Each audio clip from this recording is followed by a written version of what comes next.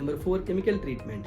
Without third-party certificate of the chemical treatment, chiller supplier will not commission the system as it affects the chiller performance and also the health of evaporator coil. Therefore, we need to check the existing condition of chemical treatment system as a whole and also get the sample tested from the third party.